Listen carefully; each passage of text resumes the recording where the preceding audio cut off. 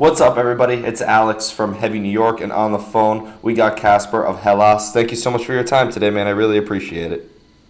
Thank you for having me. Yeah, it's so awesome to have you here. Your newest album is Conundrum. I really enjoyed listening to it. Do you just want to talk about how the making of this record was, and the recording and songwriting and all that fun stuff?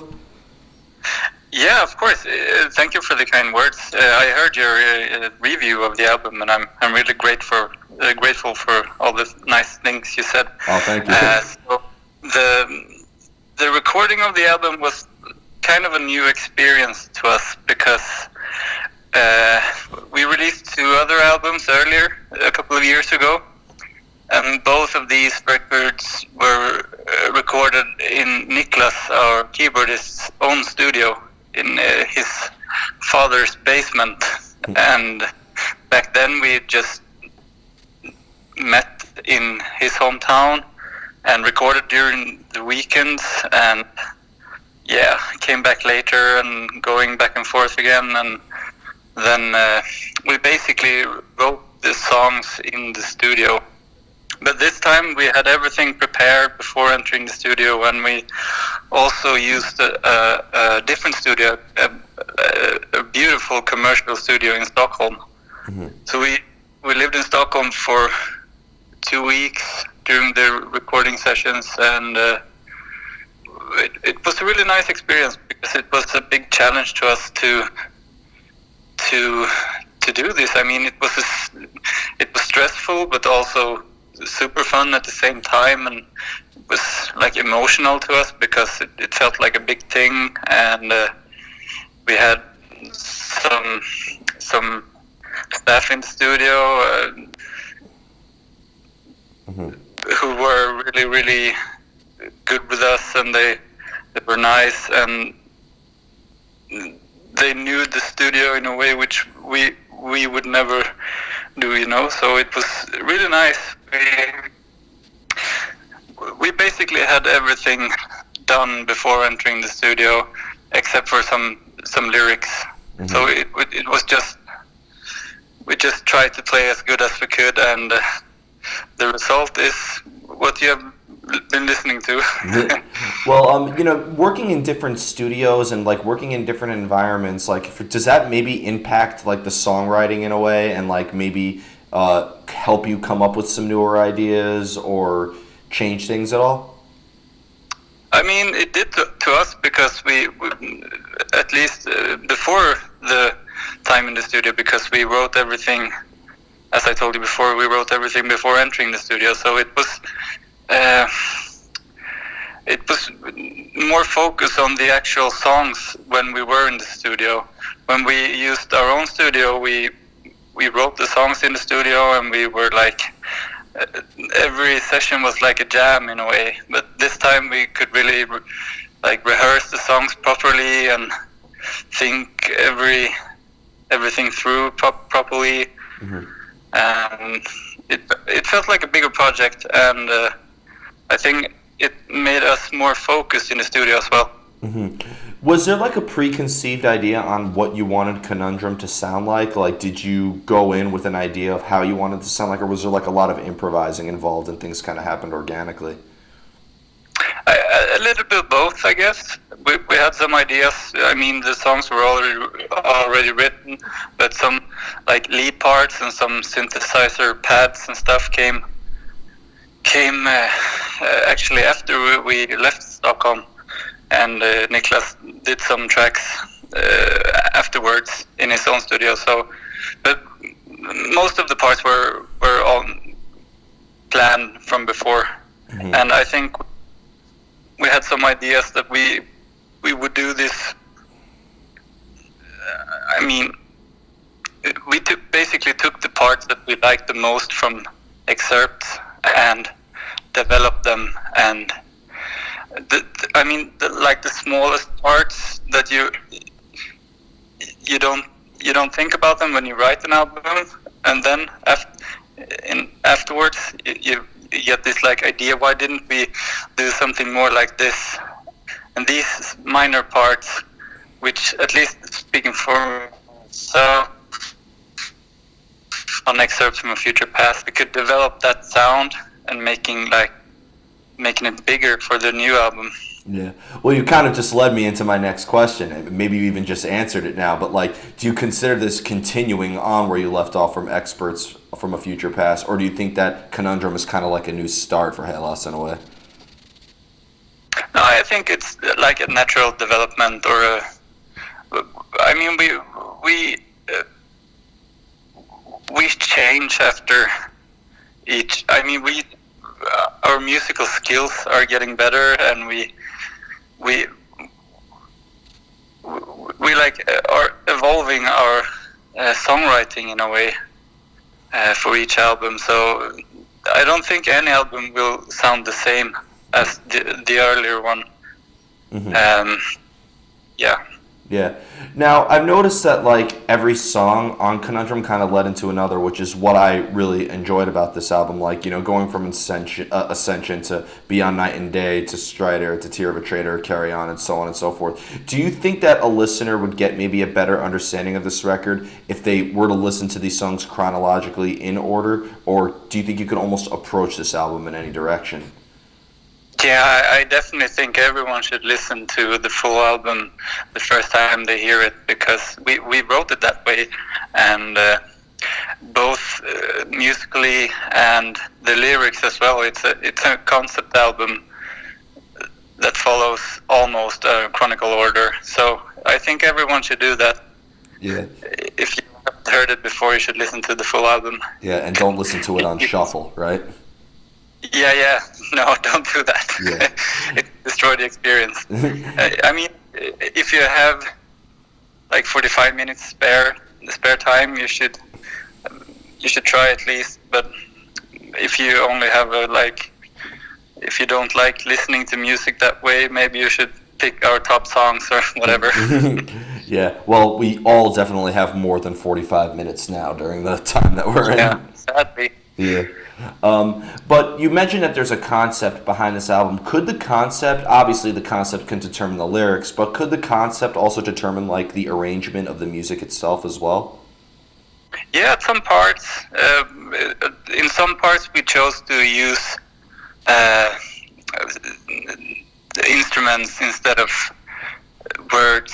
I mean, we got some like a psychedelic part of the song. Which one is it again? It's Blinded by the Emerald Mist. We have some chimes and stuff, and it's kind of weird, but we wanted to make like a certain feeling in that part, which takes the story further. Mm-hmm. And yeah, so every song has a certain feeling, and both lyrically and musically, and we try to make them work together as good as we could. I mean. Yeah. Do you want to leave can the record be open to interpretation, or do you kind of want the listener to be engaged into the story? Both there as well. I mean, we when we write songs, when we write the lyrics, we often start by writing like a script with a story and what we have in mind and how we see the bigger picture. But then when it's hard to get every part of that story into the actual album. So and it would also be kind of boring to listen to. So it's always nice. At least I like to interpret the songs I listen to in a certain way, and it's nice for if everyone else could do that with our songs. So we don't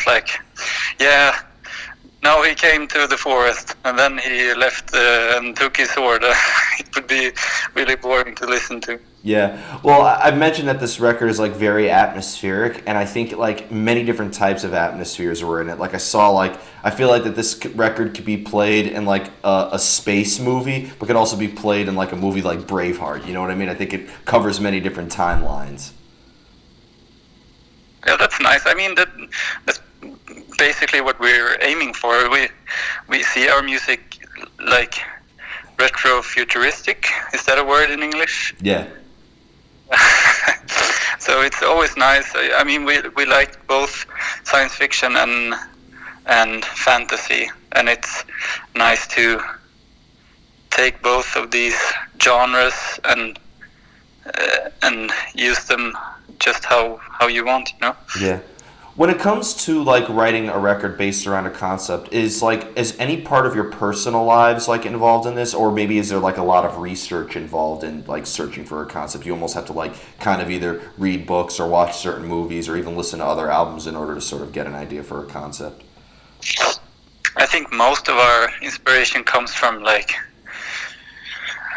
old pop culture. I mean, I know some parts are inspired by real events and stuff, and personal events. But I mean, every member in the band are involved in the songwriting, and I think one of us are doing it differently from one another. So. Mm-hmm. I can always speak for myself, but my inspiration mostly comes from nerdy pop culture and other bands, of course. Mm-hmm. I actually interviewed Ross Jennings from Haken, and he actually their music is actually very inspired by pop culture as well. Yeah. Yep. Pop culture is cool, so. Yeah, a lot of people sometimes think that pop culture is like a very shallow concept, and I really disagree with that completely. Yeah, I mean, some is, but it's okay to be shallow as well. I mean, songs don't always have to be super deep. Yeah. It can be fun and a nice experience without being like a deep personal song that's digging deep inside of our brains. Yeah. Well, I think that's why people love, like, a lot of people want to say that modern day pop music is like very shallow because it's all about, you know, boyfriend this and girlfriend that, going to the club, but that's what a majority of people experience, so people do kind of relate to it in a way, you know? Yeah, of course. Yeah. I mean, a song about a relationship would probably be more deep than many of our songs. I mean, you know, I feel like in the end, if it's coming from you, it doesn't matter what it's about. I think that's a deep experience regardless. Yeah, of course. Every song is personal somehow. Yeah. If it's not like made by a computer or 10,000 songwriters. Of course. And maybe, hey, 10,000 songwriters, I mean, at least one of them has to have some good ideas. Yeah, of course. Yeah. Now, I have two more questions for you, but when it comes to you being a member of the band, do you find it a little bit easier when you're in the company of your other band members to come up with ideas to write songs, or do you find it a little bit easier to kind of come up with ideas when you're more alone and by yourself with your thoughts? No, I actually prefer writing with the others. I mean, me and Tommy are often teaming up, especially when we're trying to create a new concept for the upcoming stuff. But I know some of us are preferring to be alone when they're writing lyrics, especially. But I think it's nice to have some to do it together with someone else, because you can always like speak out about different ideas, and maybe the other person comes up with something that's similar to what you had in mind, but maybe a bit better, or the other way around. Mm-hmm. Okay. Yeah, I feel it looks like you got the best of both worlds. Because I always thought that isolation is the greatest fuel for creativity, but sometimes it's easier to come up when you have like assistance. Yeah, I think so at least. Yeah. And you ready for the most difficult question of the interview for last? Oh yeah, I hope so. Okay, so I noticed that Ascension, the beginning of the record, that song is just under 2 minutes. Fading Hero, the last song, is almost 9 minutes, and then you have Carry On, that's 4 minutes, so various song lengths. How do you know when a song is done? I don't think that we've ever thought about that, because we don't follow any.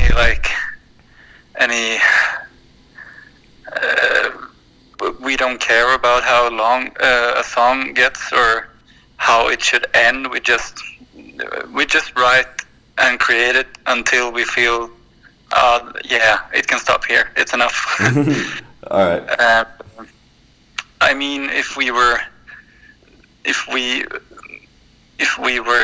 aiming for a bigger or broader audience, like commercially, we would probably think about doing songs around 3 minutes or something. But nah, we don't care. As long as we get the right feeling of the song when it's done. So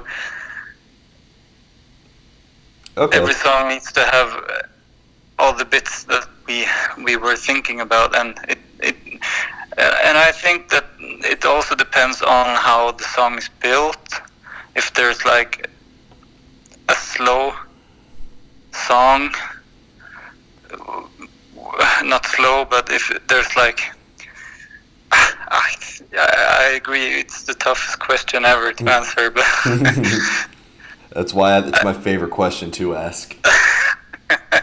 And I don't think I have any good answers. It's all good. Well, I thought because your music is like fairly experimental, incorporating so many different elements, it's got to be easier to just try new things. So I'm sure you're just always throwing in so many ideas at once. Yeah, of course. We always at least try to wider our perspectives when it comes to songwriting, and I think that, as I said before, no album or no song will sound exactly like the others, and hopefully people understand that we also want to like evolve as a band. Yeah. I hope people don't expect us to follow like the same